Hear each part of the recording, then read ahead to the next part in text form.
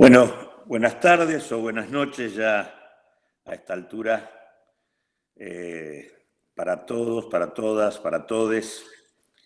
La verdad que el agradecido soy yo. Siempre para mí es un gusto poder intercambiar visiones sobre lo que viene ocurriéndonos como sociedad para tratar de caminar en esa senda de construcción para una sociedad de mayor igualdad que la que tenemos. Yo trataría de tomar los puntos que ustedes plantearon sobre la base de ponerlos en contexto primero, para decir más o menos lo siguiente. Llevamos 7 meses de la gestión de un nuevo gobierno, un gobierno que nació en el marco de una votación popular muy importante que repudió la gestión macrista, un gobierno nacido en el marco de una coalición electoral que fue de alguna manera lo que es el Frente de Todos, y que logró en primera vuelta terminar ponerle un límite y terminar con un proyecto que indudablemente estaba produciendo efectos devastadores en nuestra sociedad. Devastadores en términos productivos, devastadores en términos de endeudamiento y devastadores en términos sociales. La pregunta a hacerse a 7 meses de gestión es en qué medida hemos logrado,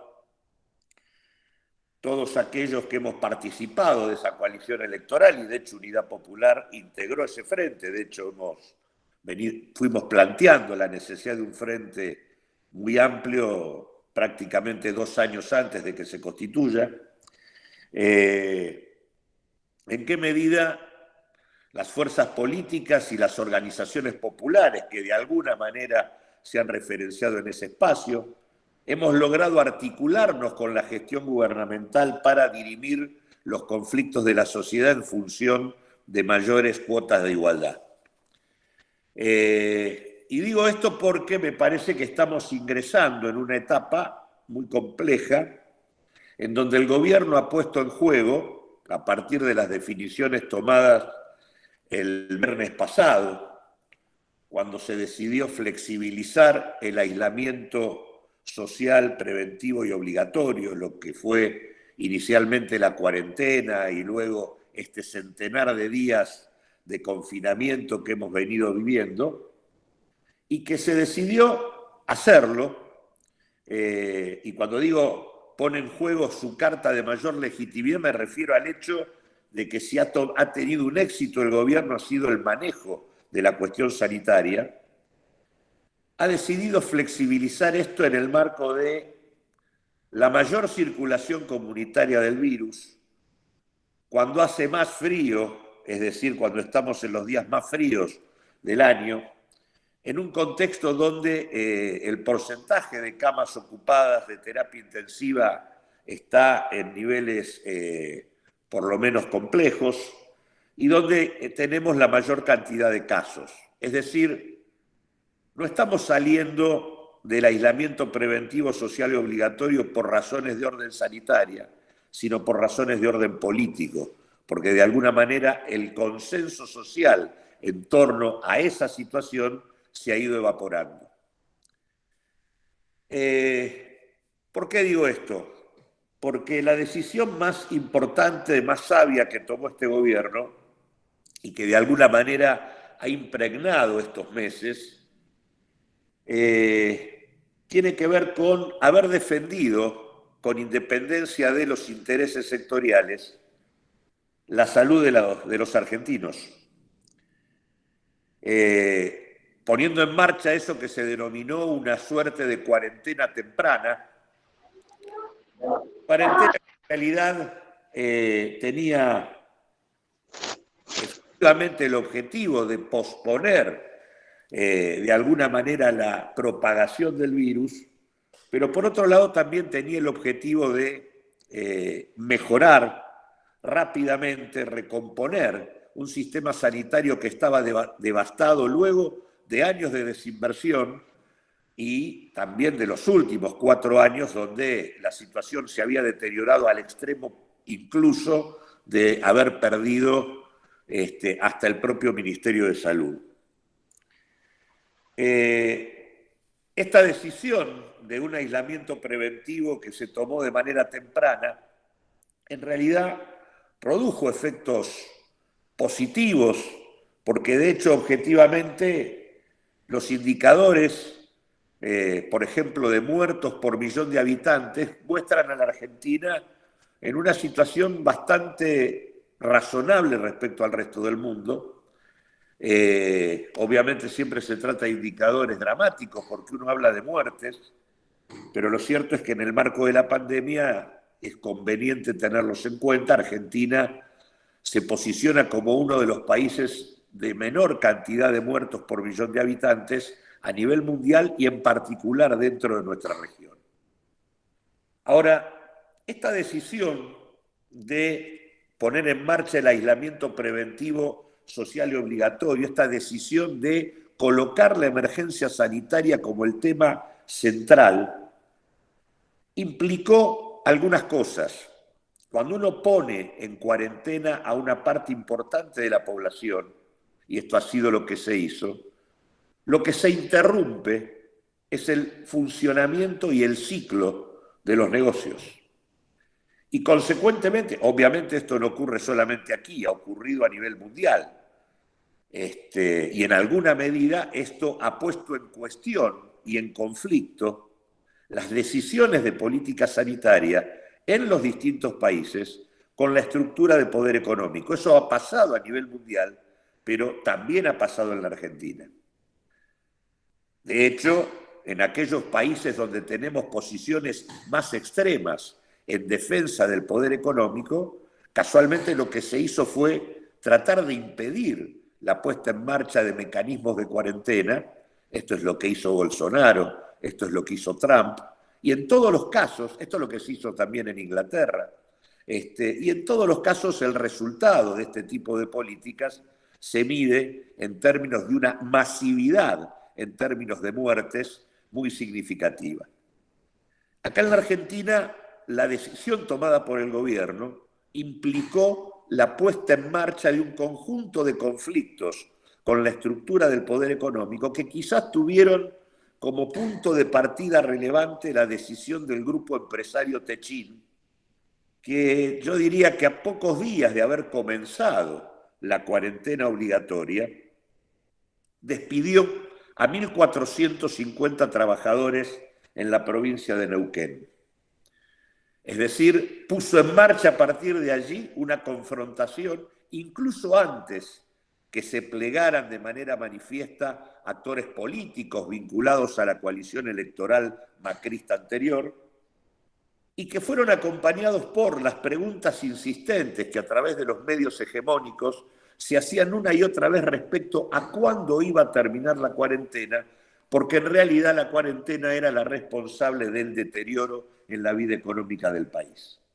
Es decir, lo que quiero situar es que la decisión de defender la salud de los argentinos implicó poner en cuestión la relación del gobierno con la estructura de poder económico. Ahora, del mismo modo que pasa esto con el aislamiento social preventivo y obligatorio, estas cuarentenas o estas centenar de días en donde la gente tiene que estar confinada y no se puede circular adecuadamente ni trabajar, también lo que hace es agigantar las desigualdades. Es decir, no solo interrumpe el ciclo de los negocios y pone a los principales representantes y exponentes del capital más concentrado en la Argentina en conflicto con el gobierno, sino que al mismo tiempo este tipo de medidas lo que hace es agigantar las desigualdades. Algo decía la compañera que me presentaba en ese sentido, y esto se expresa con mucha claridad en que no todos pueden llevar adelante lo que se denomina el aislamiento o la reclusión en el hogar. Primero, porque hay muchos que no tienen techo. Segundo, porque hay muchos que viven hacinados. porque hay muchos a los que le falta el agua potable y porque hay un montonazo de gente en la Argentina que vive en situación de absoluta informalidad y que por lo tanto viven de la changa y del laburo diario para poder garantizar llevar un plato de comida a su casa. Y al mismo tiempo, porque tenemos unidades económicas de pequeña y mediana empresa en el campo del comercio, en el campo de la producción, en el campo de los servicios, cooperativas de trabajo. Tenemos unidades económicas de menor tamaño que no tienen espaldas para aguantar la situación de parate generalizado que vive la actividad económica argentina en los últimos 4 meses. Y que, por cierto, además, son 4 meses que vienen a darse luego de la recesión y caída de la actividad económica de los 2 años previos, del 2018 y del 2019. Lo que estoy queriendo señalar es que esta política sanitaria que hizo de la cuarentena o del aislamiento social preventivo y obligatorio la clave, lo que hace es alterar las condiciones de funcionamiento de la sociedad, sobre todo en una Argentina donde más de la mitad de la población laboral se encuentra en situación de informalidad.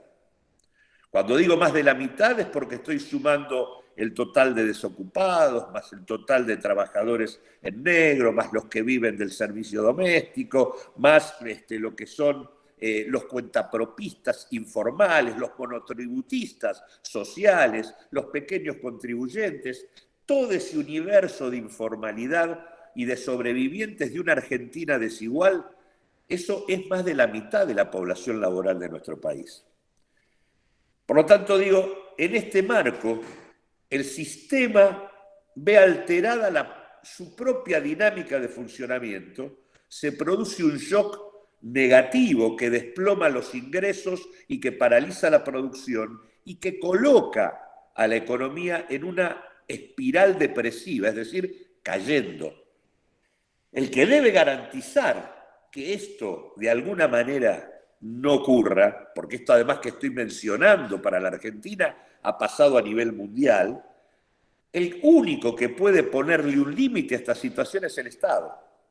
Y es por eso que hemos visto cómo a nivel mundial países, dirigentes y referentes, e incluso también Argentina, que son expresiones del más conspicuo neoliberalismo, llegaron a plantear en este contexto que era necesaria la intervención estatal, tal cual lo han hecho siempre en todas las crisis del régimen capitalista.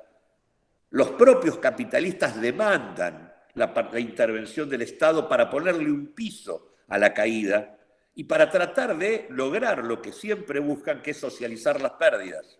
Del mismo modo que en los momentos de crecimiento pretenden correr al Estado para privatizar las ganancias y que no sean compartidas con el conjunto, del mismo modo en los contextos de crisis lo que buscan es socializar las pérdidas. Por lo tanto, lo que quiero decir es que este escenario puso en el centro de la discusión la cuestión del rol del Estado. Es decir, en tanto en la sociedad se suspenden las condiciones bajo las cuales venía funcionando, en realidad quien debe asumir la garantía del funcionamiento de la sociedad es el Estado.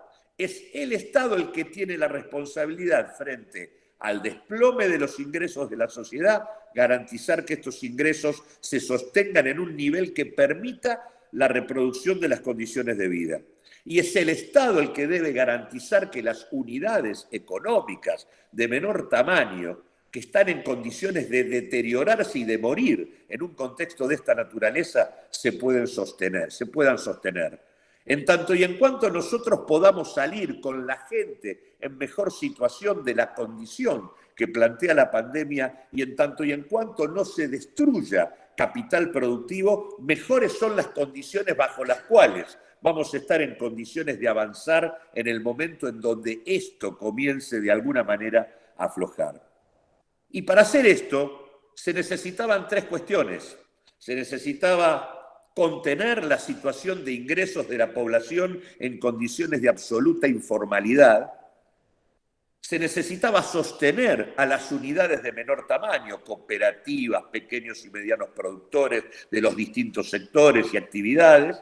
Y en tercer lugar, se necesitaba que los que más tienen aporten. Y esto no es ninguna cosa revolucionaria. La verdad es que hasta en las grandes crisis de la propia Edad Media, el tema de que los que más tenían eran los que tenían que aportar para resolver cuestiones era algo que era bastante común. Por lo tanto, contener la situación de aquellos que están en situación de informalidad, sostener las unidades económicas de menor tamaño y inducir a que aquellos que tienen capacidad para aguantar la situación sean los que más pongan, son tres claves de políticas que tienen que acompañar cualquier política de cuarentena o de aislamiento para que ésta se pueda sostener. Si uno no tiene una estrategia de esta naturaleza, y ahí aparece la discusión sobre lo que ha venido siendo la gestión del gobierno hasta aquí, si uno no tiene una estrategia de intervención en este sentido, lo que termina ocurriendo es que estos grupos empresarios que demandan rápidamente la apertura de la economía, importándoles absolutamente nada lo que termine ocurriendo con la salud del conjunto de la población, en la práctica luego van construyendo consenso porque es la propia población la que no logra sostener la situación de vida en un contexto de restricciones de esta naturaleza. Dicho de otra manera, si el Estado no garantiza las condiciones de vida de la población poco a poco va perdiendo la credibilidad, la expectativa y deja de encontrar solución en esta herramienta que, como digo, mientras no tengamos vacuna y mientras no tengamos remedio, sigue siendo el instrumento de base para, en todo caso, sostener la discusión con la pandemia, que, pese a que ustedes en la charla me convocan a hablar de lo que puede, de cómo salir en la pospandemia, lo cierto es que vamos a salir en la pospandemia de acuerdo a la disputa que estemos en condiciones de dar como sociedad en el marco de esta pandemia, porque de ella todavía no hemos salido, ni nosotros ni el mundo. Y este me parece que es el punto a ubicar. Es decir, el poder económico en la Argentina, acompañado por los medios de comunicación y haciendo pie en la coalición electoral anterior, ha tratado de ir deslegitimando el aislamiento social preventivo y obligatorio y ha podido hacerlo porque las políticas que el gobierno ha aplicado para contener el tipo de efecto que produce esto en términos económicos no han sido suficientes a la hora de llevarse adelante. Si uno piensa en cuáles son las políticas de contención que ha puesto en marcha el gobierno, claramente ahí tenemos en el campo social, digamos, el tema de el plan Argentina contra el hambre, que se tradujo en la puesta en marcha de la tarjeta alimentaria, el mantenimiento de la asignación universal por hijo con algún que otro bono que la reforzó, y quizás el instrumento más importante que el gobierno aplicó y que de alguna manera es un avance respecto a situaciones anteriores es el denominado ingreso familiar de emergencia. Este ingreso familiar de emergencia le llega prácticamente a 8.900.000 personas, pero lo cierto es que cuando uno mira ese instrumento sigue teniendo, al igual que la asignación por hijo, problemas.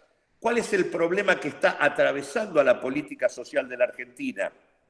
Que no permite intervenir con eficacia para contener y sostener las condiciones de vida de la población y que por eso abre la puerta a que nosotros hayamos venido sosteniendo desde un comienzo en este contexto y ante el gobierno la necesidad de garantizar una renta básica universal para afrontar la emergencia sanitaria. Esto es lo que había que haber hecho, es lo que hay que hacer hoy y es lo que habría que sostener en el contexto de la pospandemia.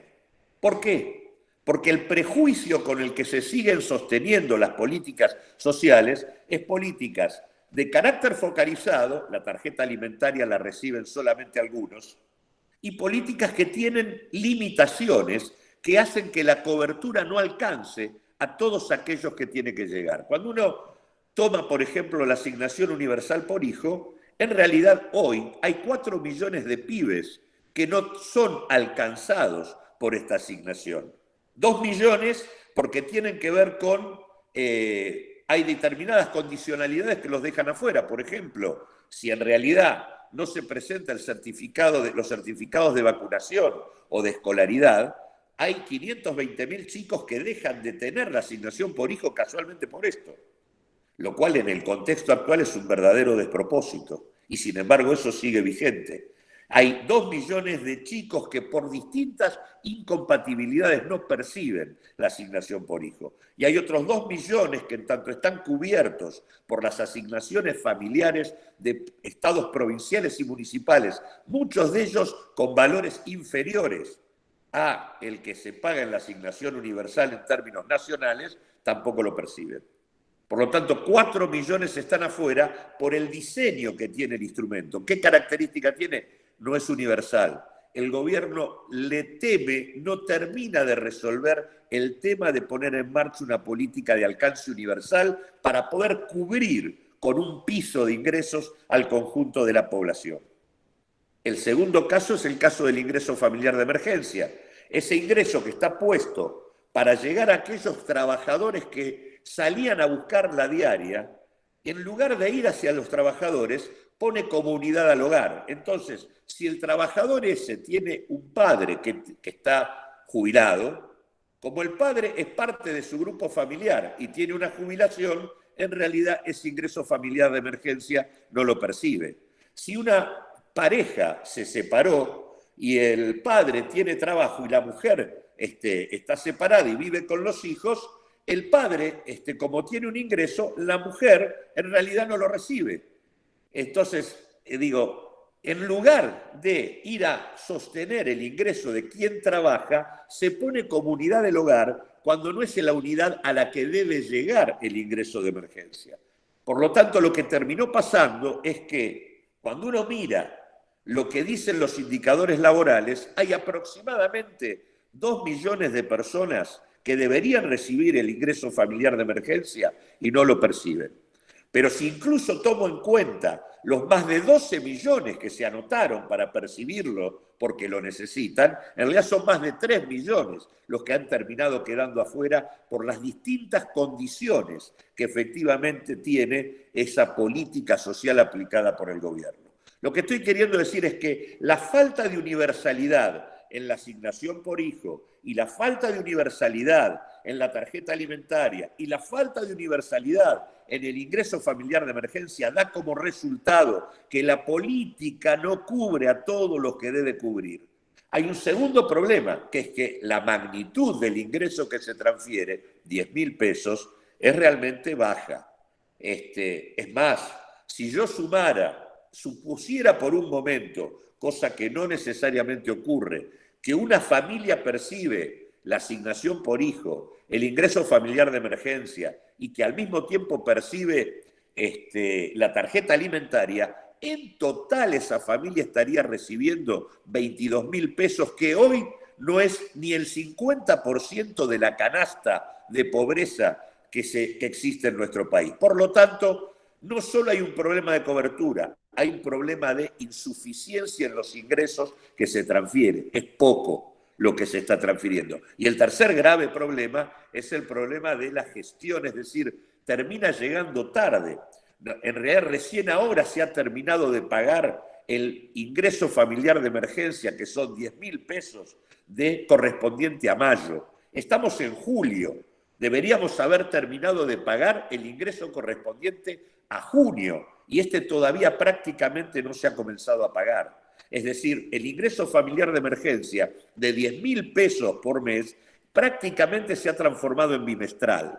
Por lo tanto, tiene un diseño equivocado, no cubre a todos los que debe cubrir, la magnitud que se transfiere es inferior a la necesaria y el tema de fondo es que además la gestión hace que se perciba muy tarde, que llegue muy tarde. En ese contexto, lo que termina ocurriendo es que el intento absolutamente razonable por parte del gobierno de ampliar la red de contención social, como choca con el límite que le pone no asumir la decisión de universalizar las políticas sociales como corresponde, lo que termina es generando un cuadro de situación en donde el universo de la informalidad termina asumiendo que no puede seguir en estas condiciones. En la práctica termina empalmando con los objetivos que el poder económico ha venido instalando desde un comienzo, tratando de horadar mediática y políticamente con la lógica de la denominada anticuarentena, ha venido tratando de horadar el único instrumento que ha venido preservando de muertes generalizadas a nuestra sociedad. En ese marco, también hay que decir que el segundo planteo que yo mencionaba, contener la situación de las unidades de menor tamaño, también se han hecho políticas en esa dirección. Está la política de la asistencia al trabajo y la producción, se han puesto en marcha líneas de crédito para financiar a la pequeña y mediana empresa, pero la verdad es que son todas políticas que tienen límites, es decir, la asistencia al trabajo y la producción, que empezó siendo para la pequeña y mediana empresa, por ejemplo, no incluyó a las cooperativas de trabajadores, y sin embargo se le abrió este subsidio a grandes empresas, que en todo caso después repartían dividendos, fugaban divisas, hubo que poner límites porque era francamente una vergüenza, pero ¿cómo no abrirle a los asociados de las cooperativas de trabajadores la posibilidad de acceder al subsidio en contextos de parálisis de su actividad y sí abrírselo al grupo Techín, al grupo Clarín o a la propia empresa Vicentín?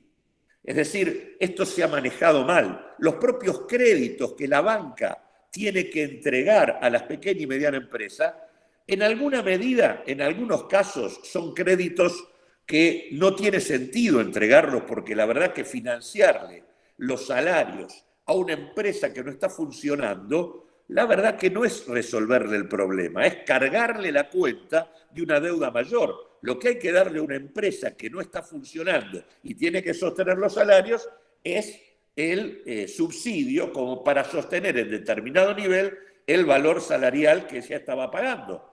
Al mismo tiempo, los créditos para capital de trabajo, que ciertamente el sistema financiero tiene que garantizar, también llegaron tarde y a un universo restringido. De hecho, la banca privada resistió hasta último momento la entrega de créditos e incluso parte de los recursos que el Banco Central puso a disposición de los bancos, en lugar de ser utilizados para sostener la realidad de la pequeña y mediana empresa, fueron utilizados para especular a nivel del mercado bursátil, de la bolsa y del dólar de la bolsa, del dólar contado con liquidez, de todos esos dólares que se utilizan para especular y fugar en la Argentina actual.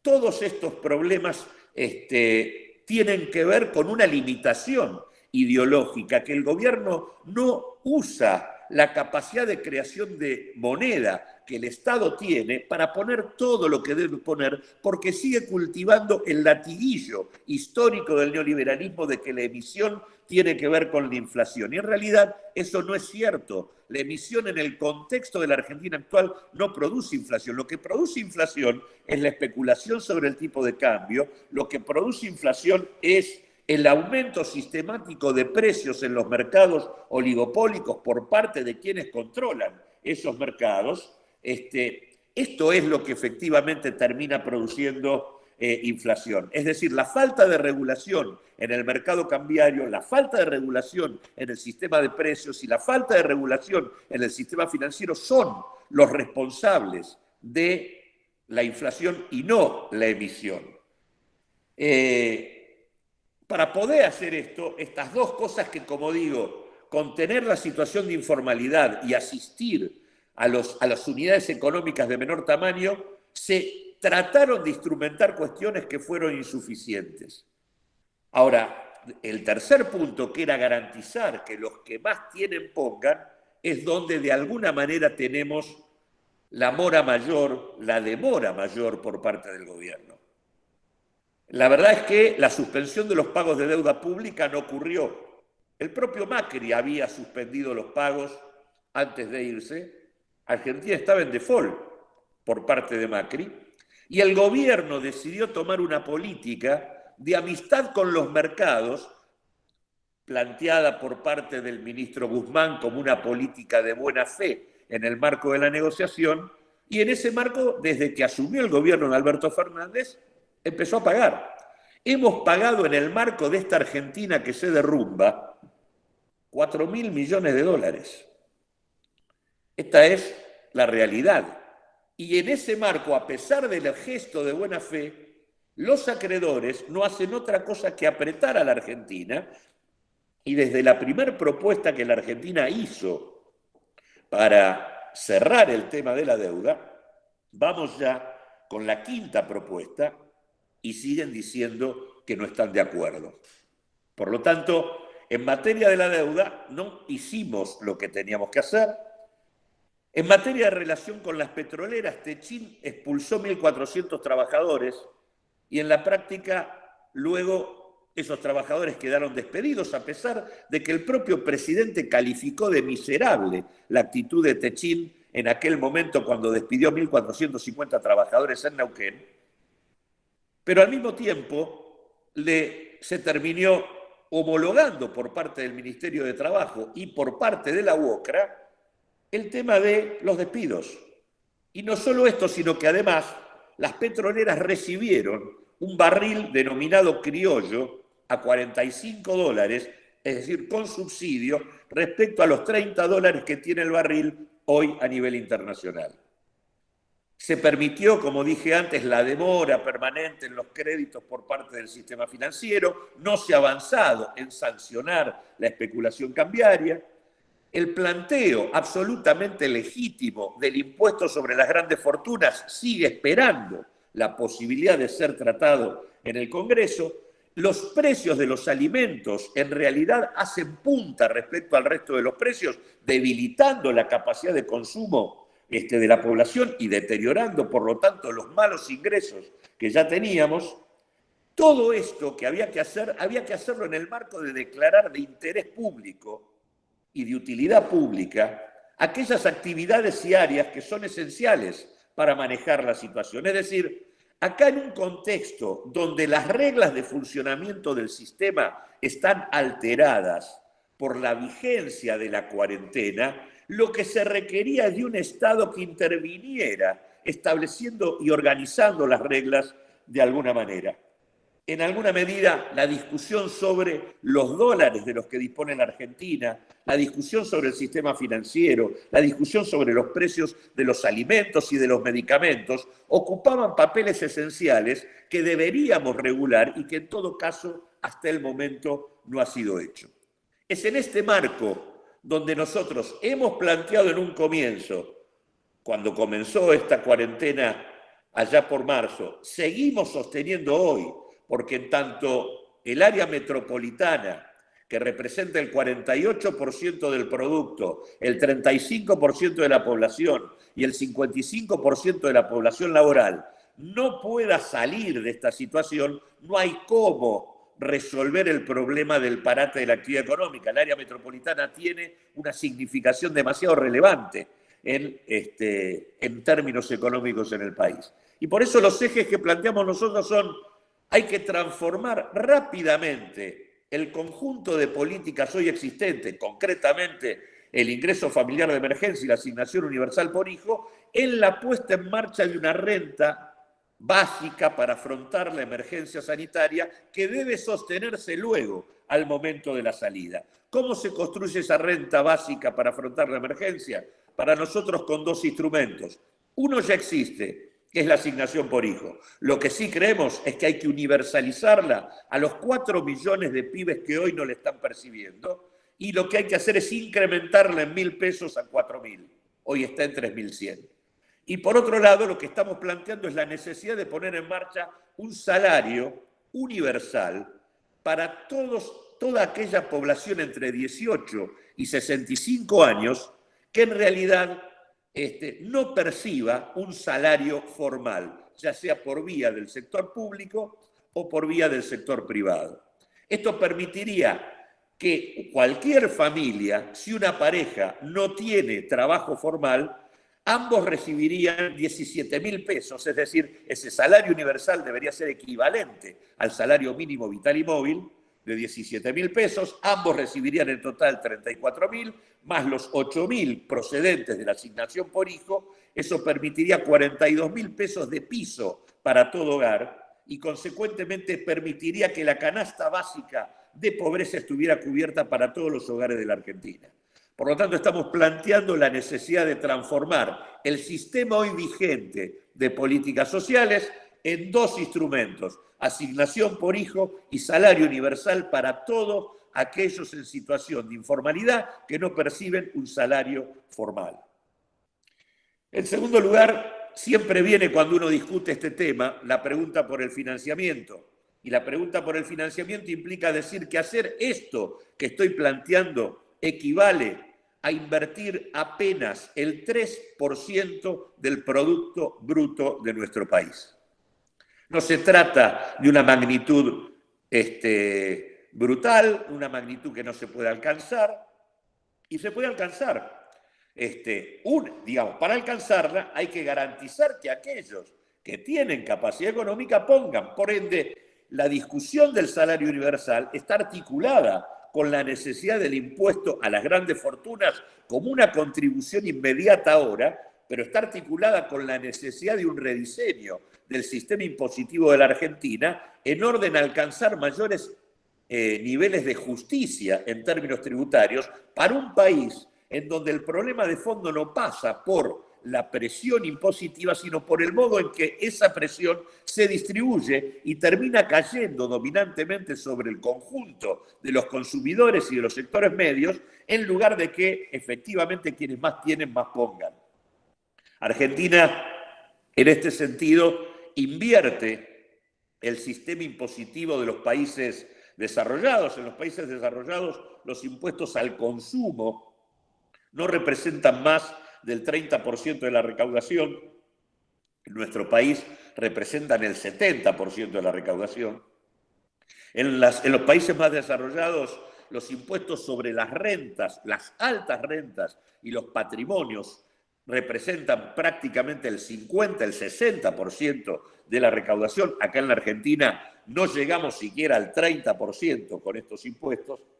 En la Argentina, el impuesto a los bienes, el impuesto al IVA recauda 79 veces lo que recauda el impuesto a los bienes personales.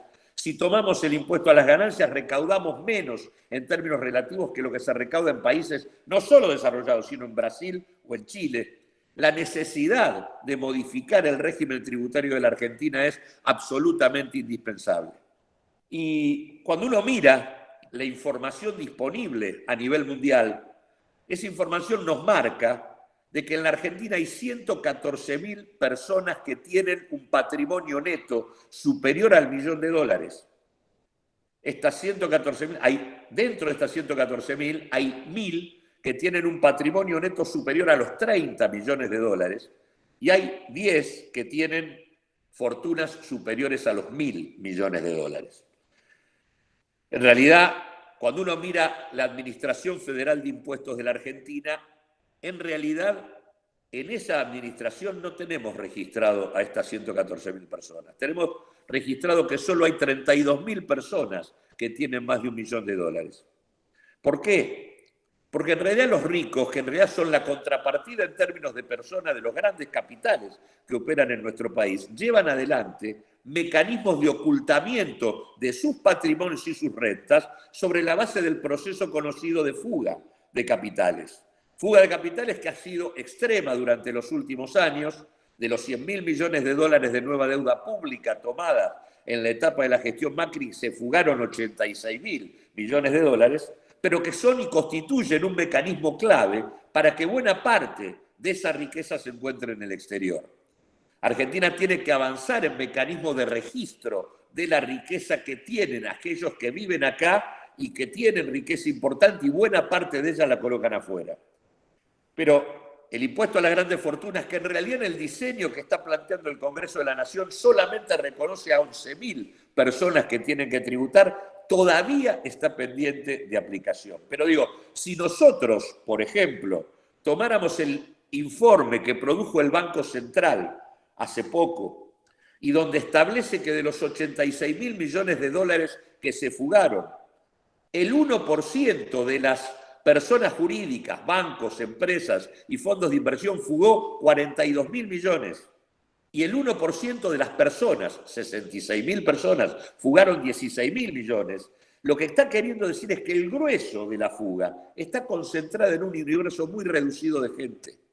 Gente que está identificada con nombre y apellido, empresas, bancos y fondos que están identificados y que nosotros deberíamos transformar en un listado de quienes deben aportar impositivamente en este contexto. Por lo tanto, hay margen para poder recaudar a través del impuesto a las grandes fortunas el equivalente a lo necesario para sostener la renta básica universal para afrontar la emergencia, construida sobre la base de la asignación por hijo y el salario universal para toda aquella población no asalariada en términos formales. Con respecto, el otro mecanismo de financiamiento indudablemente es la reducción de los pagos de deuda pública. Nosotros venimos planteando hace tiempo la suspensión de los pagos. Creíamos y creemos que un instrumento fundamental para avanzar en esa dirección era lograr avanzar en la investigación del endeudamiento, porque esto iba a fortalecer la capacidad de negociación de la Argentina. El gobierno no ha transitado ese camino y como no ha transitado ese camino, se encuentra hoy en un mecanismo permanente de apriete por parte de los acreedores que aún no ha terminado y que obviamente amenaza la disponibilidad de divisas y de tiempo para sostener el financiamiento y la recuperación de la economía argentina. Por lo tanto, la renta básica universal para afrontar la emergencia se vincula con garantizar la suspensión de los pagos y poner en marcha el impuesto a las grandes fortunas. Y hay otras dos grandes cuestiones indispensables para discutir una estrategia de desarrollo, que son poner proa a estrategias que garanticen soberanía alimentaria y que garanticen soberanía energética. El caso Vicentín es un caso clave. Vicentín no solo es un ejemplo de la lógica de saqueo que caracteriza a los principales grupos empresarios del país. Vicentín ha estafado a 2.638 acreedores por un total de 1.400 millones de dólares. Ha violentado la seguridad jurídica, al revés de lo que dicen todos los que lo defienden. Quien ha violentado la seguridad jurídica es Vicentín.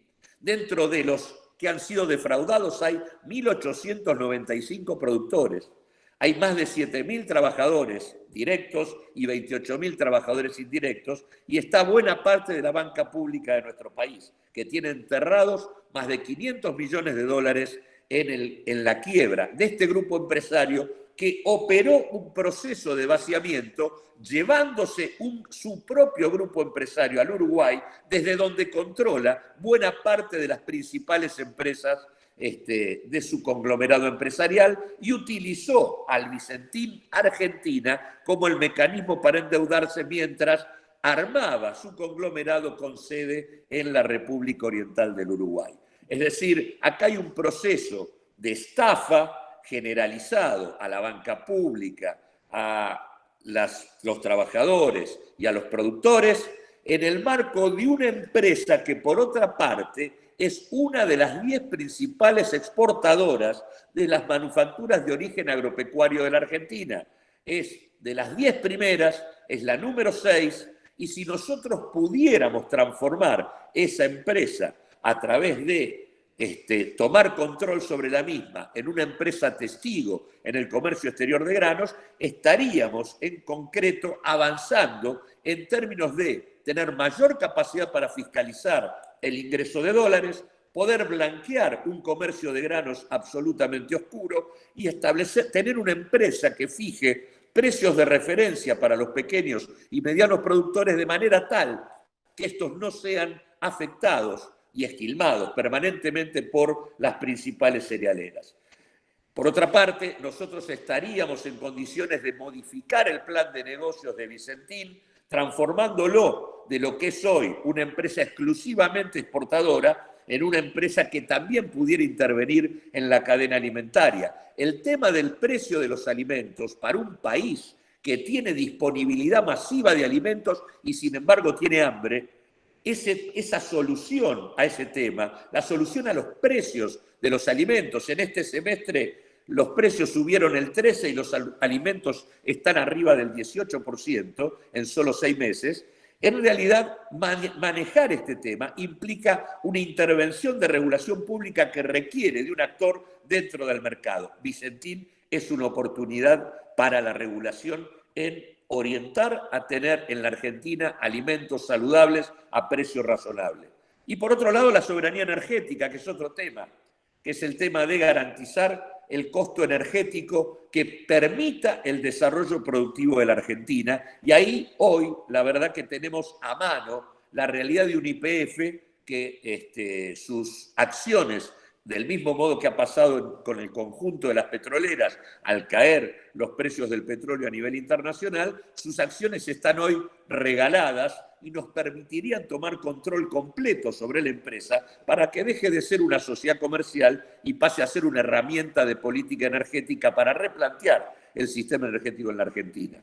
El precio de los alimentos y el precio de la energía son dos variables centrales junto con la tasa de interés para ordenar una estrategia de producción. Si uno tiene alimentos caros, tarifas energéticas caras e intereses caros, lo que no tiene es desarrollo productivo. El proceso que alimentó la estrategia del macrismo garantizaba con las tasas de interés altas acumulación financiera, con los precios de alimentos altos, deterioro de los ingresos y achicamiento del mercado interno, y con las tarifas altas, costos energéticos caros que sacaban de competitividad a buena parte de la producción y sobre todo a las pymes, y lo que daba como resultado es que la Argentina solo tenía como perspectiva ser una exportadora de recursos naturales. La Argentina, para reconstruirla productivamente, con mecanismos que permitan agregar valor, incluso sobre nuestros recursos naturales, necesita precios de alimentos baratos, costos energéticos baratos y tasas de interés inferiores. Avanzar en la soberanía alimentaria, en la soberanía energética y en la reorganización del sistema financiero son claves centrales. Por lo tanto, renta básica universal para afrontar la emergencia, suspensión de los pagos de deuda pública con investigación del endeudamiento, impuesto a las grandes fortunas y soberanía alimentaria y energética son claves de una estrategia integral que en tanto se tenga nos permite afrontar la emergencia y nos permite afrontar el futuro. Y el quinto punto que quiero mencionar es de carácter político y es democratización. El escenario del último 9 de julio, donde el presidente se rodeó de actores sociales y dentro de esos actores sociales solo estaban los representantes de las cámaras empresariales que tienen que ver con los sectores de más alta concentración económica del país. Y por otro lado, solamente la CGT expresada por aquellos, digamos, que fueron en gran medida contraparte de la gestión macrista. La verdad es que eso no garantiza la pluralidad de actores que la Argentina tiene que poner como respaldo de una gestión que pretenda llevar adelante una transformación en dirección a los objetivos de mayor igualdad, que efectivamente son los que impulsaron el voto que tuvo el Frente de Todos en la elección pasada. En este sentido, yo no le pido al gobierno nacional que no incorpore a los representantes de los factores de poder en la discusión. Lo que creo es que hay que reconocer al conjunto, del mismo modo que están los actores del poder económico reconocidos, hay que reconocer a los representantes de la pequeña y mediana empresa, de las cooperativas y demás. Del mismo modo que está la CGT, hay que representar las otras representaciones de trabajadores, las otras centrales y las otras organizaciones que, por otra parte, han sido las que han tenido el dinamismo suficiente para cuestionar la experiencia del macrismo anterior y que han estado, por otra parte, en buena medida vinculadas a la coalición electoral de este gobierno. Es decir, democratización para ampliar las bases de sustentación de un gobierno que tiene y necesita, como el agua, ampliar la capacidad de contención de una Argentina que está viviendo una situación dramática. Hoy tenemos prácticamente 45% de la población en situación de pobreza, en el marco de un derrumbe económico y social de casi 20 puntos. Y en este contexto de dificultad, el gobierno, porque no puede sostener la legitimidad de su principal carta política, que fue el aislamiento preventivo, termina abriendo la puerta a una situación realmente incierta, porque estamos en un contexto de propagación del virus realmente complicado. Es necesario reforzar las políticas de contención, las políticas de regulación para que los que más tienen aporten y de manera de recuperar en este sentido la iniciativa para avanzar en el camino que en todo caso puso el pueblo argentino cuando le dijo basta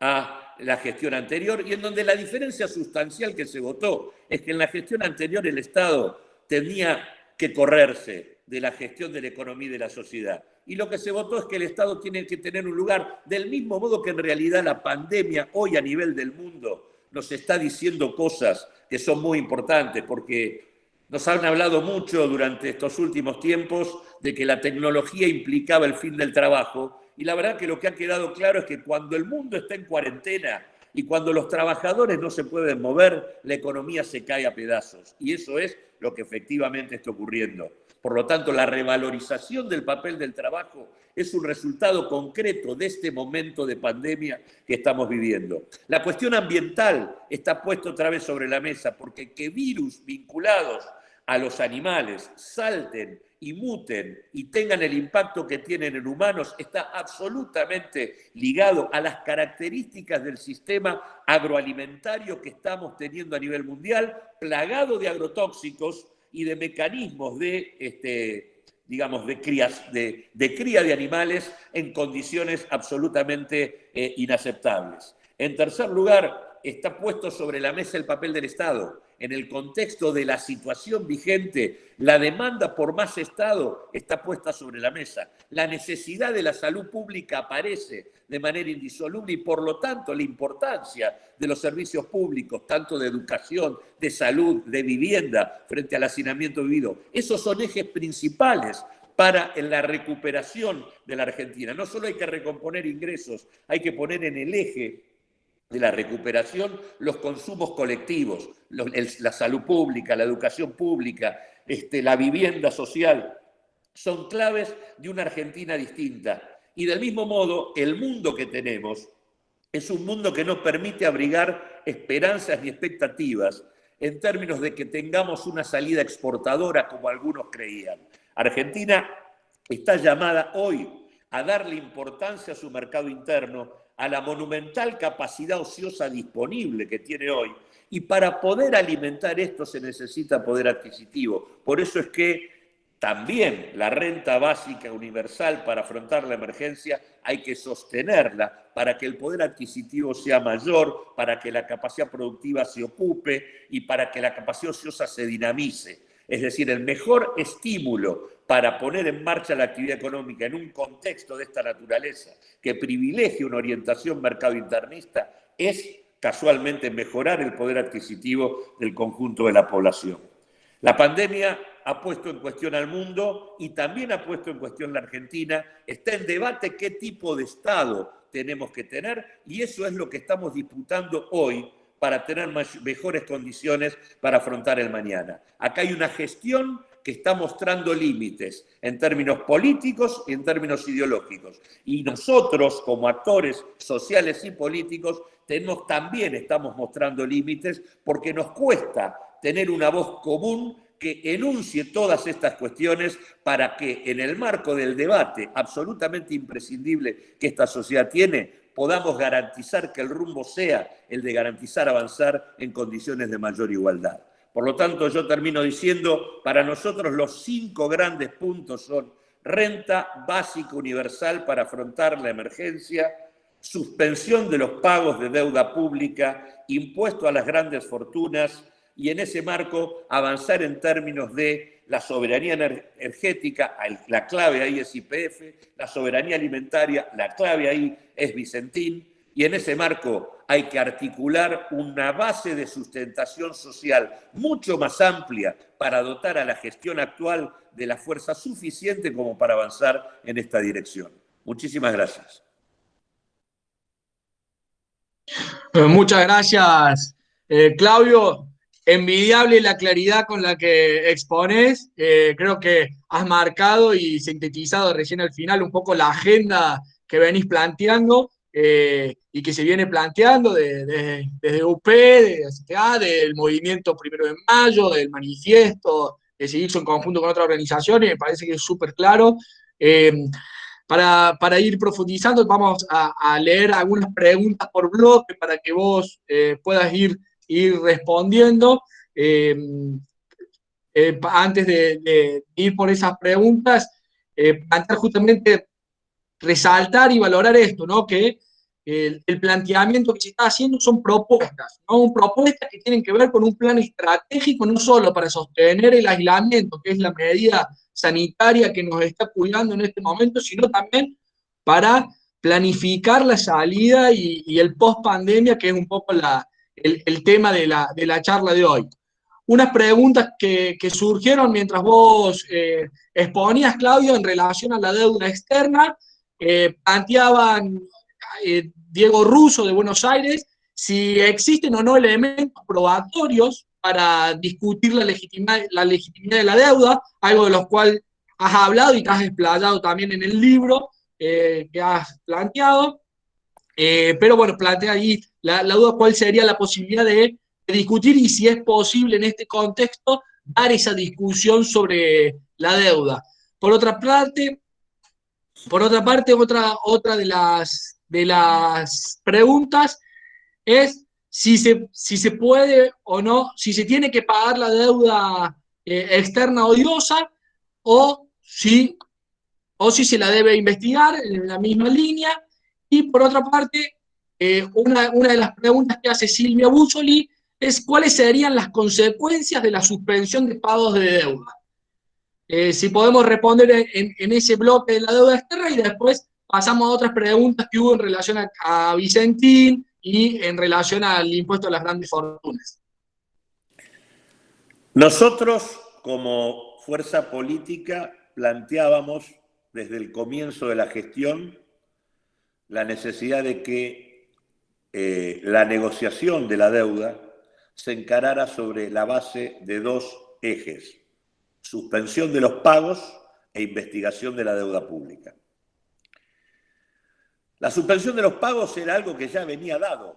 El propio Macri se vio imposibilitado de seguir afrontando los pagos en el marco del desastre que había producido en términos de endeudamiento. Por lo tanto, el default lo había generado Macri. Y la lógica era no salir del default, sino decirle a los acreedores, efectivamente, el que hizo este desastre no pudo pagar, Argentina no puede pagar, y sentarse a conversar desde el no pago, porque el que había dejado de pagar era el propio Macri. La verdad es que la decisión que tomó el gobierno de decir, no, yo voy a comenzar a pagar porque quiero plantear una negociación de buena fe, no hizo más que complicarle las cosas, porque en realidad ahora lo que están planteando todos es que el que va a ir al default es el gobierno actual, cuando en realidad el que defaultó fue el gobierno anterior. O sea, se invirtió la carga de la prueba.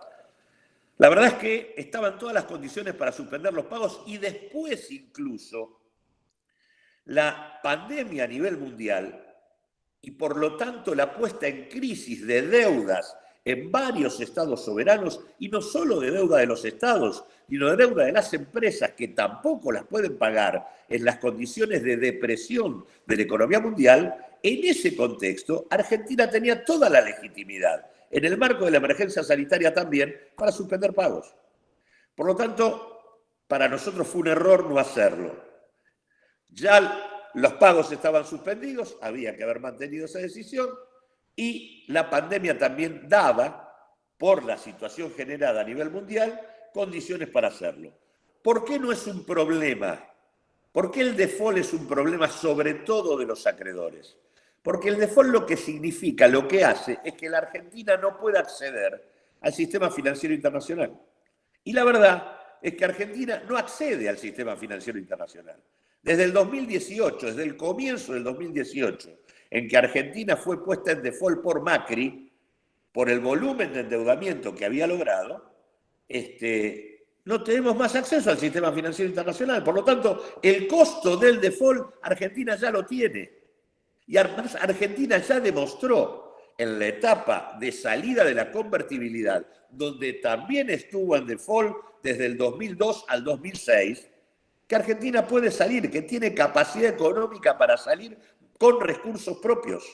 Y eso lo saben los acreedores y consecuentemente el problema era de ellos. Obviamente el default, para que tenga resultados positivos, tiene que ser un default soberano. Si uno va al default y no regula el comercio exterior, el sistema financiero y el sistema de precios, probablemente sea todo un caos. Ahora, si uno tiene políticas sobre el comercio exterior para que la oferta de divisas quede en manos del Banco Central y la administración de las mismas esté en manos del Banco Central, si uno tiene una política seria de control del sistema de precios para evitar la especulación en materia de precios de los sectores que controlan los mercados, y si uno tiene una reorganización del sistema financiero para centralizar el ahorro y canalizarlo en función de lo que corresponde, en ese contexto uno puede ir al default. No puede ir al default, digamos, sin regular nada. Ahí no tiene el menor de los sentidos. Pero digo, suspender pagos con las políticas que deben acompañarlo es absolutamente factible, porque el costo es no acceder al sistema financiero, cosa que ya la Argentina hoy no accede. No estaríamos agregando ningún costo adicional.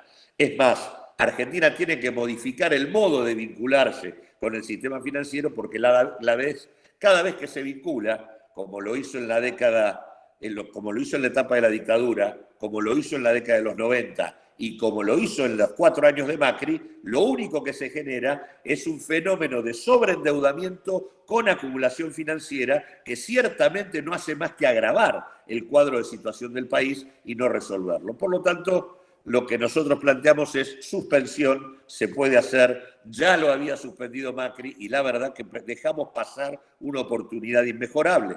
La segunda oportunidad fue la pandemia y la verdad es que hoy no se justifica que sigamos aceptando la presión sistemática por quinta vez de los acreedores cuestionando la oferta argentina.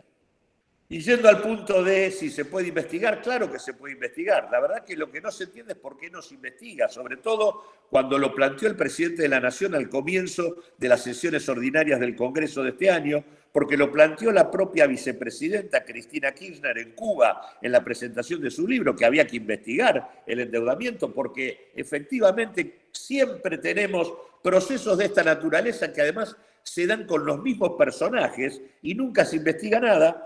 ¿Qué implica investigar?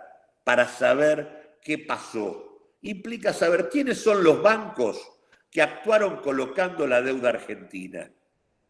¿Quiénes fueron los funcionarios al frente de Economía y Finanzas que en realidad seleccionaron esos bancos para colocar la deuda? ¿Se cumplieron las normas jurídicas y administrativas que exige la norma existente en la Argentina para endeudar al Estado? ¿Qué vínculo tenían esos funcionarios con esos bancos? Y tercero, hay que ver quiénes son los que sacaron dinero del país, dólares del país.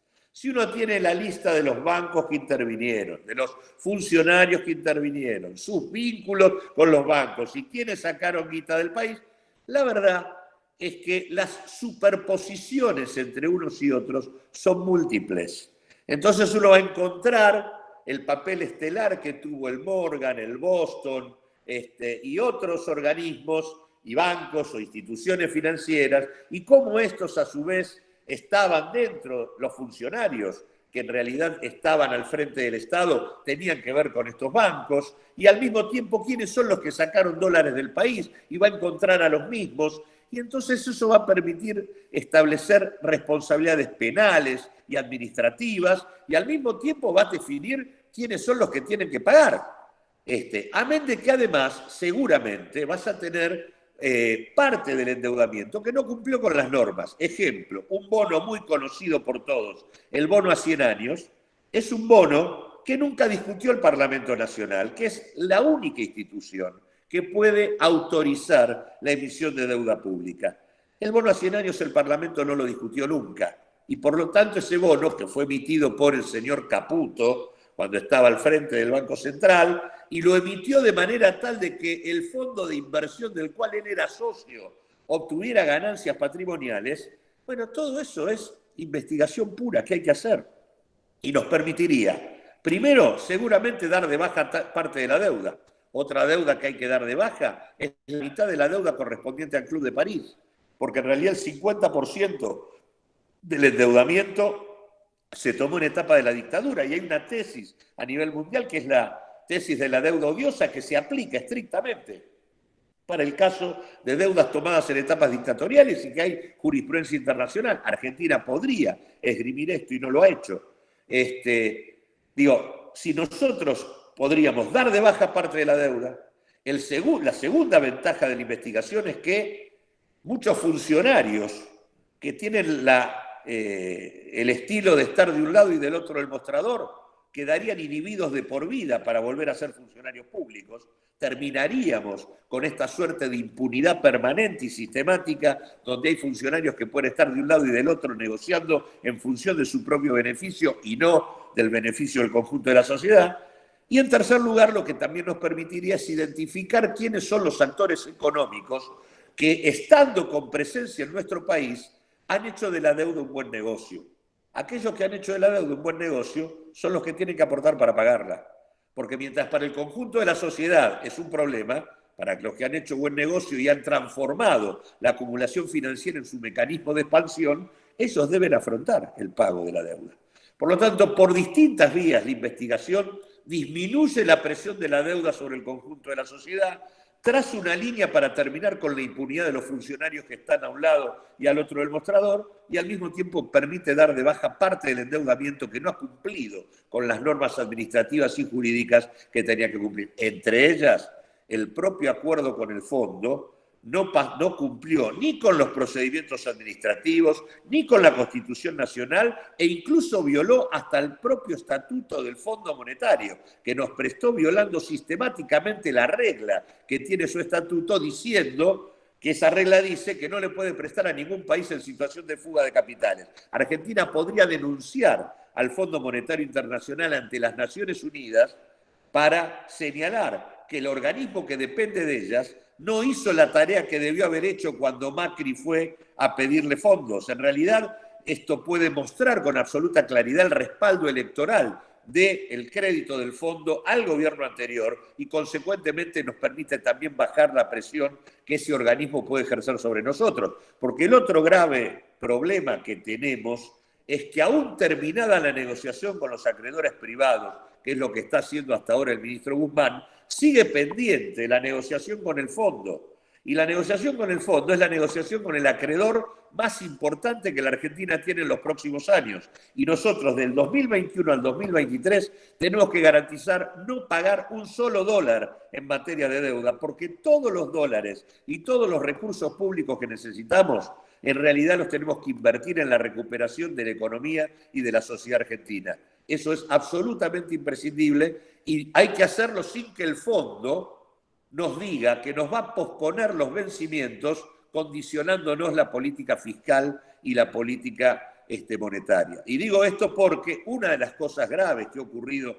en estos 6 meses es que el tratamiento del sistema previsional y los pagos a nuestros jubilados no ha tenido la mejor de las suertes. En primer lugar, se suspendió la movilidad previsional cuando ésta le iba a dar ventajas a los jubilados, por primera vez desde su aplicación. Podría haberse suspendido y haberse garantizado que esa ventaja se les diera. Se dijo que se iba a aplicar otra fórmula, aún no la tenemos, y no solo esto, sino que se puso en marcha un aumento en junio que ni siquiera recompuso a los haberes mínimos en mayor medida que a los haberes mayores. Así que esto, en alguna medida, se parece mucho a hacerle un gesto al fondo, que está permanentemente y celosamente vigilando cómo se baja la inversión en el sistema previsional. Así que la discusión con el fondo aparece también como una discusión clave, y en este sentido no haber denunciado un acuerdo absolutamente irregular, tanto desde el lado de la Constitución y de la juridicidad de nuestro país, como desde el lado de el propio organismo, en donde no cumplió con el estatuto que el propio organismo tiene, en ese marco obviamente hay un problema.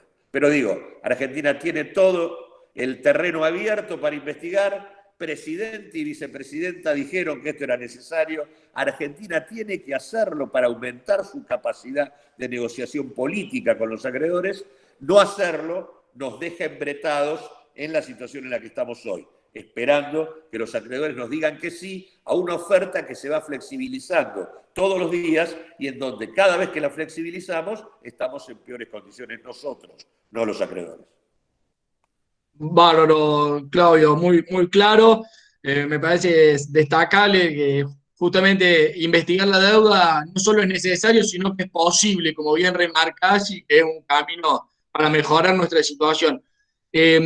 Para ir acelerando un poco, hay muchísimas preguntas, vamos sintetizando algunas para no robarte mucho tiempo. Al salario universal, hay consultas respecto a si eso no sería un desincentivo para insertarse al trabajo, ¿no? Desestimularía la creación de empleo y el trabajo.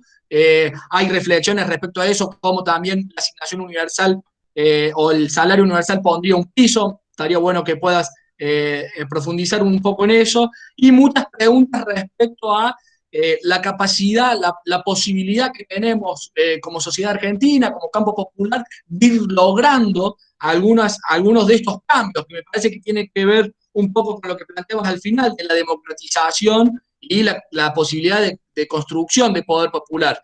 Pero hay muchas preguntas en relación a eso, en coincidir en los puntos de vista para decir, bueno, ¿y cómo hacemos para que esto sea factible?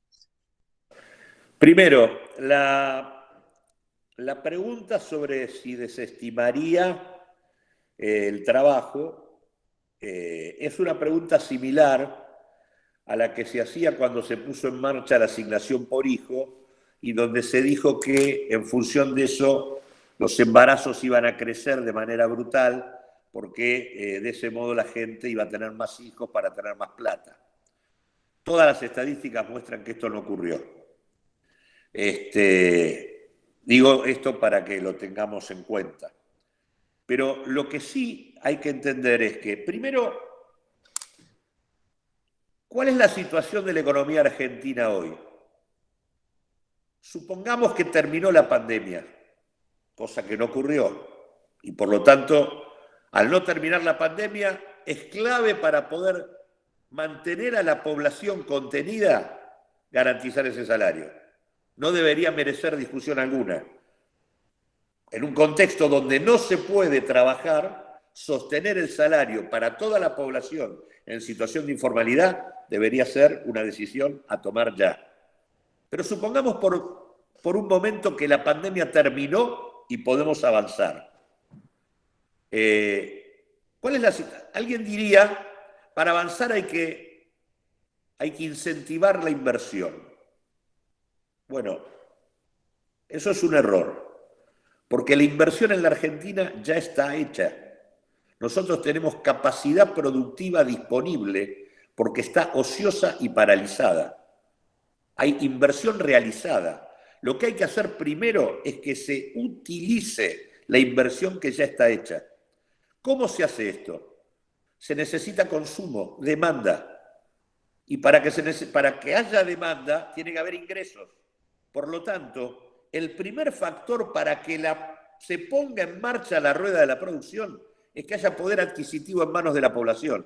El salario universal equivalente al salario mínimo para toda la población en situación de informalidad es un shock de consumo y por lo tanto es el mejor incentivo para poner en marcha la producción. A partir de poner en marcha la producción se necesita el financiamiento de capital de trabajo y en ese marco aparece la necesidad de invertir. pero viene luego. Si uno no pone en marcha la rueda, ampliando demanda, y en realidad hoy la demanda no va a venir del comercio mundial, porque el comercio mundial está parado y estancado, y nadie puede suponer que va a tener un dinamismo inmediato posterior. La única manera de ampliar demanda hoy es vía mercado interno, y para que haya más mercado interno en la Argentina hay que aumentar el poder adquisitivo de la población, y la clave en esto es efectivamente el salario universal. ¿Qué quiere decir? Si yo pongo el salario, dicho esto, estoy diciendo exactamente lo contrario. No solo que desestimula el no solo que no desestimula el trabajo, sino que al haber más ingresos y más consumo, mueve producción y genera empleo. Al generar empleo, y si genera empleo formal, cada empleo formal implica dejar de cobrar el salario universal, porque es para la población informal. Por lo tanto, es exactamente al revés. Esto es un shock distributivo que aumenta consumo para ampliar capacidad, para utilizar capacidad productiva hoy disponible, aumentar producción y generar empleo, o sea, trabajo. La pregunta es, ¿qué tipo de trabajo? Un trabajo que va a estar arriba del salario mínimo. Lo que sí hace esto es que nadie trabaje por menos del salario mínimo en la Argentina. Y eso es una discusión de qué tipo de sociedad queremos construir. Porque hoy en la Argentina, no ahora con la pandemia, antes, el 40% de quienes trabajan percibe menos que el salario mínimo. En el contexto de la informalidad laboral vigente, 7 millones de trabajadores no cobran ni siquiera el salario mínimo. A diferencia de la Argentina, de la industrialización, de la formalidad, de los bajos niveles de pobreza, la Argentina anterior a la dictadura, donde el salario mínimo era el mínimo que cobraba todo trabajador, en la Argentina actual, 7 millones de trabajadores antes de la pandemia cobraban menos que el salario mínimo. Por lo tanto, lo que sí es cierto es que este tipo de políticas lo que hace es poner un piso de ingresos para el conjunto de los trabajadores y mover a partir de eso una estrategia de redistribución de ingresos que amplía el mercado interno. Esa es la lógica que sostiene lo que estamos planteando. Y por lo tanto implica salario universal, más poder adquisitivo, financiamiento de capital de trabajo, sobre todo para las pequeñas y medianas empresas, para utilizar la capacidad ociosa, mover la producción y generar empleo sobre la base de un piso salarial que es el salario mínimo. Respecto al otro punto, que es más político, efectivamente, ¿cómo, digamos, qué implica lograrlo? Bueno, en el marco de una etapa nueva, donde hay una gestión gubernamental nueva, lo central acá es democratizar la gestión. La gestión política del gobierno actual debe ser capaz de legalizar y ampliar los espacios de discusión y de decisión política. Si el gobierno de alguna manera se restringe a articular su gestión con los actores del poder económico y no incorpora a aquellos actores que han sido los demandantes principales de otra sociedad durante los últimos años, se está encerrando en una prisión de la cual cada vez le va a resultar más difícil salir. En este sentido, vuelvo a decir lo que dije, yo no le pido al gobierno que no discuta con los factores de poder, pero si vamos a armar un Consejo Económico y Social, tienen que estar todos. No puede estar solamente la Asociación Económica, la AEA, la Asociación Empresaria Argentina, o la Unión Industrial, o la Sociedad Rural, y no estar los pequeños y medianos productores agrarios, industriales, si está la CGT, tienen que estar las dos CTA, tienen que estar los movimientos territoriales. Hay que ampliar las representaciones con los actores que existen y que de alguna manera expresan el conflicto de la sociedad, porque la gestión de gobierno implica ser capaces de gestionar ese conflicto en función de mejorar las condiciones de vida de la población, en dirección a mayor igualdad. Ahora sí, yo no incorporo el conflicto en la gestión para poder potenciar la discusión de las mejores políticas y simplemente discuto con los actores de mayor poder, me quedo muy atrapado. Fijémonos lo que el poder le ha pedido al gobierno en el último tiempo. Todos esos que invitó Alberto Fernández al escenario de la 9 de julio son los mismos que le han pedido desde siempre que le mejore la oferta a los acreedores. ¿Qué quiere decir mejorar la oferta a los acreedores? Gastar más en deuda y menos en poner en marcha la sociedad argentina. Y estos actores, que son los premiados por la gestión gubernamental, son los que en todo caso están pidiendo que gastemos más en eso que en el desarrollo local. Al mismo tiempo son los que vienen diciendo a cada rato que no hay que poner el impuesto a las grandes fortunas, ni reformar los impuestos, ni que tienen que pagar los ricos. O sea, le privan al Estado de financiamiento. Al mismo tiempo son los mismos que defienden a Vicentín, es decir, defienden que se afanen los créditos de la banca pública. Son los mismos, exactamente los mismos que fugan permanentemente capitales al exterior. Entonces, si yo, en realidad, estoy articulando mi política con quienes fugan divisas, no pagan impuestos, no pagan los créditos que le sacan a la banca pública y demás, bueno, la verdad que estoy medio encerrado. Así que en ese sentido la democratización es algo imprescindible en el terreno de la gestión para sostener políticas distintas. Y democratización también desde el lado nuestro, porque nosotros, por ejemplo, vuelvo a decirlo, yo soy integrante de una de las fuerzas políticas que participó de esta coalición electoral. Hay 13 fuerzas políticas que integran el Frente de Todos. Acá se necesita un ámbito de discusión, en donde los actores que estamos más de acuerdo con esto, y somos muchos, tengamos una voz común, cosa que hoy no ocurre. Entonces, tener una voz común para poder intervenir en el debate, discutiendo con la gestión el rumbo que hay que tener, es también una responsabilidad nuestra. Así que acá hay responsabilidades en el terreno de la gestión, de habilitar, legalizar y ampliar los marcos de desarrollo de la gestión política, y al mismo tiempo hay responsabilidad nuestra que tenemos que forzar esta decisión, porque casualmente hemos creído en la necesidad de frenar el avance del macrismo para construir las condiciones de una sociedad diferente. Y una sociedad diferente no se hace privilegiando exclusivamente a los factores de poder de siempre, sino incorporando en la discusión aquellos que hemos venido remando en la construcción de un escenario distinto para la Argentina de los últimos tiempos. Clarísimo, Claudio, muy contundente como siempre. Bueno, seguimos con las preguntas, como avisamos en el chat, no estamos tomando más porque llevamos 1 hora y media de conversatorio y todavía quedan muchas preguntas. Volver a agradecer a las más de 145 personas que se quedaron escuchando y debatiendo, y por supuesto a Claudio. Agradecer también a Dolores y a Rolo, que habían hecho preguntas sobre democratización, que creo que un poco se fueron respondiendo con lo que decía Claudio recién.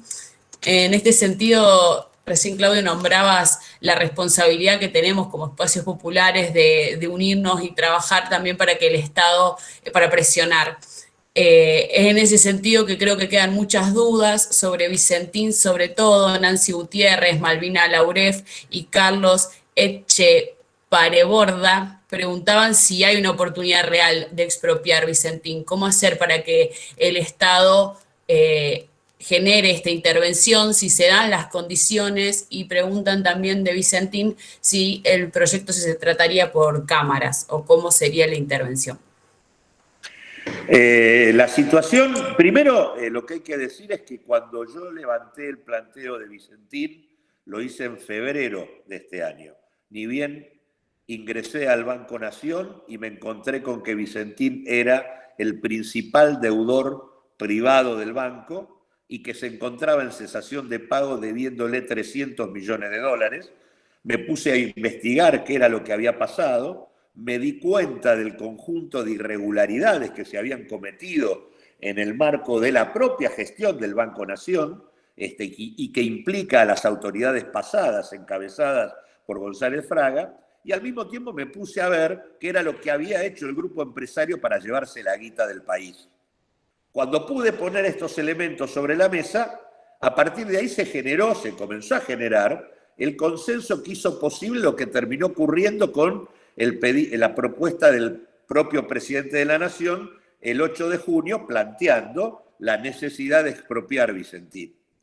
Y en el medio hubo una declaración pública, varias declaraciones públicas acompañadas por miles de personas referentes de diferentes organizaciones políticas y sociales nucleadas en el Frente de Todos y afuera del Frente de Todos, es decir, en un consenso realmente muy amplio, que le demandaba al gobierno la necesidad de tomar control sobre la empresa, porque no solo la empresa estaba en cesación de pago, sino que había una amenaza de extranjerización de la empresa y, por lo tanto, de mayor concentración y control extranjero sobre el comercio de granos y la oferta de dólares. Es en este marco de la estafa que identificamos, de la presión política que llevamos adelante y de la amenaza de extranjerización, que hubo una decisión sumamente acertada del presidente de la Nación, que fue decir, vamos a intervenir, Vicentín, por 60 días y vamos a expropiar.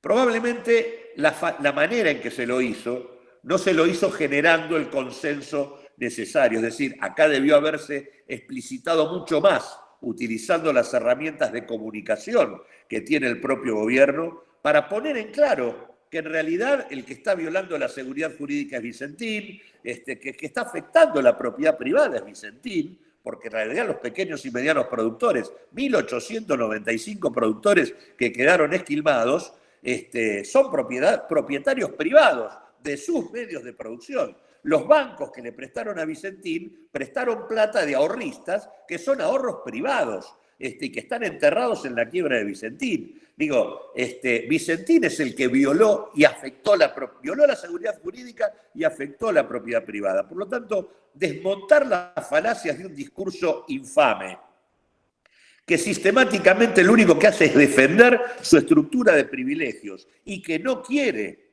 que aparezca una empresa del Estado testigo en el comercio exterior de granos, porque implicaría blanquear todo lo que son los mecanismos de fuga de divisas y de escasa recaudación, porque en realidad las empresas ocultan lo que venden. La razón central de la confrontación con el gobierno por esto está allí. Y lo que hay que hacer es crear conciencia en torno a esto para que este objetivo que el gobierno enunció no se caiga. Porque efectivamente apareció otra propuesta que trajo la provincia de Santa Fe.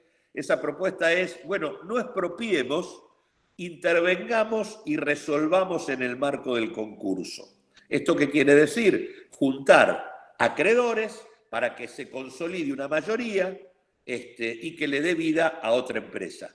¿Eso se puede hacer? Sí se puede hacer. Es difícil, pero se puede. Se puede articular lo que son los créditos que tiene la banca pública, lo que son los créditos que tiene la Administración Federal de Impuestos sobre Vicentín, lo que son los créditos que tienen los productores pequeños y medianos y las 98 cooperativas que fueron esquilmadas por Vicentín. Eso se puede articular y hacer una sociedad mixta con predominio del Estado, con presencia de las cooperativas y los pequeños y medianos productores y representación de los trabajadores para tener control sobre la empresa y avanzar. Hay que hacerlo con mucho cuidado. A mí algunas de las cosas que se han dicho en los últimos tiempos me mereció cierta observación, de hecho la hice pública, en el sentido de que algunas de las declaraciones hechas por funcionarios de la provincia de Santa Fe no dejaban en claro que estuviéramos caminando en dirección al mismo objetivo que tiene o que tuvo el presidente de la Nación cuando planteó la expropiación el 8 de junio.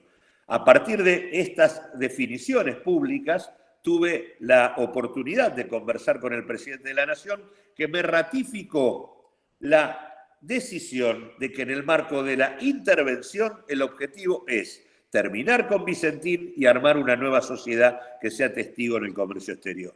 Es decir, el propio presidente ratifica los objetivos del 8 de junio, por lo tanto, me parece que hay que seguir articulando respaldos sociales en dirección a ese objetivo, y si el objetivo no camina en el marco de la intervención, tendrá que ser en el marco de la expropiación. Pero lo central acá no es tanto si es en el marco del concurso o es la expropiación, sino que no renunciemos a tener una empresa testigo en el comercio exterior de granos, que nos permita fiscalizar el ingreso de divisas, que nos permita blanquear la operatoria de ese comercio, que nos permita fijar precios de referencia a los pequeños y medianos productores y nos permita empezar a trasladar parte de las rentas que Vicentín obtiene a la construcción de una empresa pública de alimentos que puede intervenir en el sistema alimentario en el mercado interno de la Argentina. Es decir, los objetivos de comercio exterior, empresa testigo y soberanía alimentaria que Alberto Fernández planteó el 8 de junio son los que no hay que perder. El presidente dice que sigue en la misma brecha y por lo tanto hay que seguir articulando alianzas y apoyo en dirección a ese objetivo.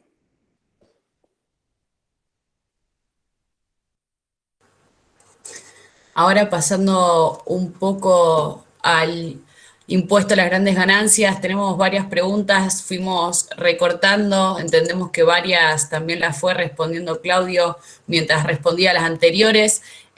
Acá pregunta Leonardo Huberman, el tema tributario en Argentina se pone en el consumo porque es la forma más fácil de recaudar y a las grandes fortunas no se les puede cobrar. ¿Cómo se puede hacer para cobrarles en un país donde todos los ricos facturan en blanco menos de la mitad? Cecilia Ocampo pregunta, ¿cómo hacemos para que los que más tienen amen a su tierra madre y sus connacionales más que sus bolsillos? Carlos Echepareborda pregunta, ¿el gobierno está en condiciones de obtener los votos para lograr el impuesto a las grandes fortunas? Eduardo Correa pregunta, ¿cómo se corta el mecanismo de fuga de capitales? ¿Cómo se logra la repatriación de los miles de millones que se fueron? Sergio Silva pregunta, ¿cómo son los mecanismos que tiene pensado para que el actual gobierno no desvíe el fondo del impuesto a las grandes empresas? Ya que en el informe plantea que este gobierno no ha transitado este camino frente al FMI y a las grandes empresas. Y por último, Ignacio Taborda pregunta, ¿cómo se podría hacer para redistribuir los medios de producción en vez de redistribuir solo los recursos económicos acumulados por los oligopolios? Bueno, podemos hacer otra charla. A ver, efectivamente las prácticas que llevan adelante los principales capitales, los principales grupos empresarios locales transnacionalizados y por lo tanto las principales fortunas de la Argentina, son prácticas dirigidas a ocultar sus patrimonios y sus altas rentas. Y por lo tanto, para cobrarles, la tarea principal del Estado es registrar esos patrimonios y esas rentas. Yo mencioné en la exposición dos mecanismos. Primero, nosotros ya tenemos identificados en la AFIP 32.000 personas que tienen más de $1 millón de patrimonio neto. Eso por sí hay que hacer que paguen y no que tengan la posibilidad de eludir los pagos. Están identificados y ciertamente no pagan en relación a la capacidad económica de la que disponen. Segundo, están identificados aquellos que fugaron divisas. Por lo tanto, ahí tenemos un conjunto de personas que se llevaron guita al exterior. Los cálculos de los que disponemos nos indican que prácticamente las principales fortunas están en un 70% afuera. Aquellos que fugan son también otro listado sobre el cual uno puede aplicar lo que se denomina un impuesto a la renta o al patrimonio presunto. Yo puedo suponer que si este señor se llevó la guita que hizo acá, eso es renta que no declara y es patrimonio que no declara. Y por lo tanto se lo denomina renta que presumo y patrimonio que presumo. Y por lo tanto se le grava. Entonces, el tema de grabarle a los que tengo registrados y grabarle a los que fugaron, es algo que se puede hacer de manera inmediata. Respecto al tema del control de la fuga, el tema de fondo acá es el sistema financiero. Y el tema de fondo es el comercio exterior de granos. La legislación que nosotros tenemos en materia de entidades financieras es la de Martínez de Oz. Hay que cambiarla. No se puede sostener y evitar la fuga casualmente manteniendo la legislación a partir de la cual comenzó la fuga. Y la legislación en materia de comercio exterior también es la de Martínez de Oz. Y desde que nosotros no tenemos ni junta de granos, ni tenemos puertos propios, sino que tenemos puertos privados y no hay ningún organismo público que intervenga en el comercio, el mecanismo es que lo que sale de la Argentina, esa declaración jurada de las empresas, tanto en minería como en petróleo como en agro. Por lo tanto, el gobierno, digo, en tanto solo tenemos lo que ellas declaran, no hay regulación factible por parte de la Argentina. Entonces, el tema de pensar un organismo que intervenga en el comercio exterior para garantizar la regulación que corresponde, digo, nosotros no tenemos ni transporte naval, ni transporte por ferrocarril, ni puertos propios y no tenemos ningún organismo de comercio exterior, no tenemos nada. O sea, todas las herramientas que le permitirían al Estado saber qué es lo que sale, no las tenemos. Los grupos empresarios tienen ferrocarriles propios, puertos propios, por donde salen los granos, los minerales, el petróleo. Digo, no hay forma de resolver el tema si no se avanza sobre estas cuestiones. Y por cierto, hay que avanzar. ¿Cómo no vamos a tener líneas marítimas propias? Un país del grado de insularidad y de litoral marítimo como el que tiene la Argentina. ¿Dónde se ha visto semejante barbaridad? Perdemos cerca de 3.500 millones de dólares en términos de lo que pagamos por fletes en la Argentina por tener que contratarlos en el exterior. Entonces, avanzar en estas cosas son parte del avance en términos de un país soberano. Y con respecto al tema del destino del impuesto a las grandes fortunas, la manera de evitar que vaya otra cosa es que tenga un destino. De hecho, el que se está planteando para debatir en el Congreso tiene como destino financiar pymes y financiar la urbanización de lo que se denominan los barrios populares, que están inscritos en el RENAVAP, los 4.600 barrios populares que están identificados. O sea que el debate sobre el destino es un tema también importante. Bueno, para ya ir cerrando, vimos que en el chat varios compañeros estaban hablando sobre lo importante que es tener perspectiva de género. Surgió una pregunta que decía qué hacemos con el trabajo doméstico no remunerado ahora que la crisis del cuidado se ha vuelto tan evidente, sobre todo en las mujeres. Creo que está para hacer una charla más, como bien dijo Claudia, así que les esperaremos en la próxima. Nos parece súper importante tener esto en cuenta, sobre todo cuando son sobre todo las mujeres quienes están siempre a la cabeza de la economía popular, dando la pelea, trabajando dentro y fuera de las casas. Así que creemos que es muy importante abordar esto con una gran perspectiva de género feminista. Así que lo haremos para la próxima charla. Volver a agradecerles a todos por participar, sobre todo a Claudio por haberse sumado a esta gran iniciativa. Muy felices que hayan participado más de 145 personas. Les recordamos que igual la charla la vamos a estar subiendo a nuestras redes sociales, así que nos pueden buscar como Corriente Socialista y como UP Córdoba Capital, que vamos a estar volviendo a subir esta actividad. Les agradecemos y les esperamos en la próxima. Bueno, muchas gracias por haberme invitado y sí quiero decir que el tema del trabajo doméstico es uno de los fundamentos principales para plantear la necesidad del salario universal. Colocar el tema del trabajo de la economía del cuidado y la cuestión del trabajo doméstico y de la reproducción de la fuerza laboral en el terreno de lo público y no de lo privado es lo que permite justificar la necesidad del salario universal para todos.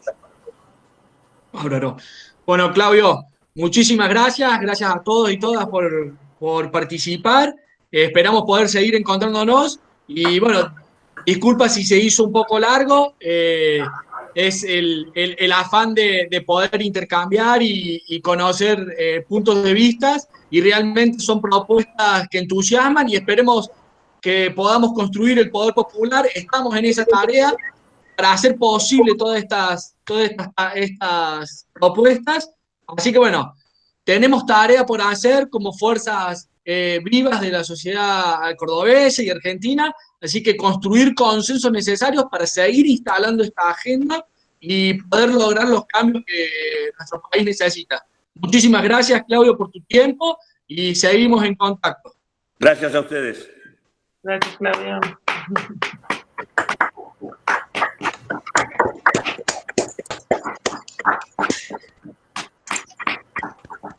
¿Cómo van?